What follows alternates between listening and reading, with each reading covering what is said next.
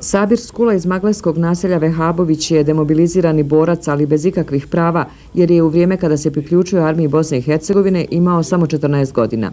Čitav rat sam znači bio pripadnik armije, i ja i moji.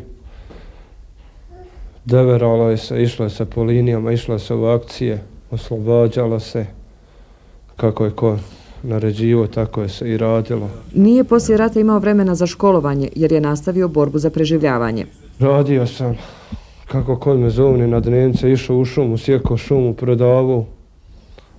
Kako sam u šumi nastradao prije 2 godine, od više ni to ne radim. Sabir nikada nije imao stalni posao, ali ni bilo kakve stalne prihode, jer kao i nekoliko hiljada maloljetnih pripadnika armije, nema nikakvih prava po osnovu učešća u odbrani zemlje. Ustanem nekad noću, hodam, razmišljam, pa sam sebe pitam od čega najstrag se preživljaje, kako, šta.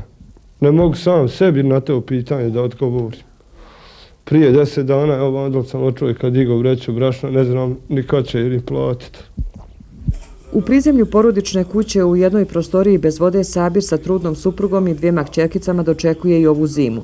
Za teške poslove više nije sposoban, za neke druge nema uvjeta. Njegovom očaju nema kraja jer silno želi svojim kćerkama osigurati bar minimum uvjeta za život. Ako novčanim prilozima ili na neki drugi način možete pomoći, ne oklijevajte i budite sigurni da ćete učiniti dobro djelo.